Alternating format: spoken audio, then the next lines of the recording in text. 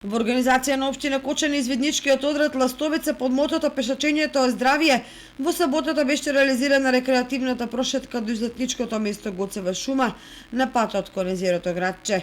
Во прошетката се вклучија представници на Сдруженијето за борба против рак на дојка и сите други видови борка за секој нов ден. Членови на Кочански планинарски еколошки друштва, граѓани подржувачи на здравиот живот, лекари специјалисти, членови на комисијата за еднакви можности на жените и мажите. На љубителите на пешачењето им се приклучи и градоначалникот Лјупче Папазов.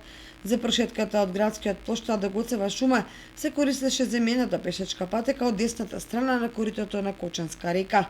Поучени од минатата година, кога имавме успешна ваква лесна прошетка во соработка со општина Кочани и невладината организација Борки, решивме и ние извиднички одред Ластовица од Кочани и оваа година да го организираме овој марш.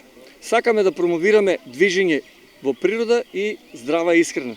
Поради тоа, објавивме во медиумите извиднички одред Ластовица со другите невладени организации и сите наши сограѓани.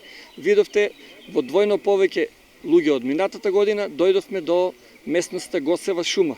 Овде имавме кратко предавање за движење во природа и сега извидниците ќе демонстрираат дел од своите извиднички активности. Во програмата на извиднички одред Ластовица секој викенд имаме по некоја активност. Главни се зимскиот и летниот камп, кои траат по неколку дена.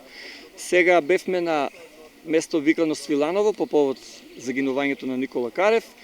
А следно од некои поинтересни дестинации искачува и на врвот Труен, тоа планираме наредната недела и потоа следуваат по неколку дневни кампови во Охрид и во Хрватска.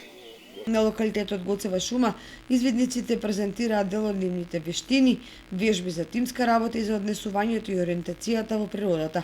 Активноста, чија цел е да ја промовира физичката активност како значаен фактор за добро здравје, е дел од локалниот акциски план за еднакви можности на жените и мажите на општина Кочани за 2022 година.